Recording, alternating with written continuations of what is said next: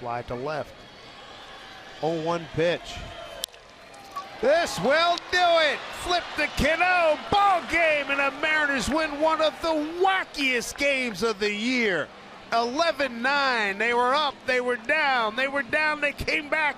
They held on and survived. Wow. I think it was a great example of some of the quotes we heard from Lloyd McClendon and his guys staying tough. They had to tonight. That 9-inning ball game for him tonight, almost 4 hours. 26 total hits, 20 runs. And the guys end up outlasting him. And Franklin Gutierrez, he's a popular guy in that clubhouse right now with the pinch hit grand slam he hit to get the Mariners back on top. Boys, get your rest tonight. Goody, you won't have to buy for a while, pal. 11-9. Mariners win this one, even a series at 1-1.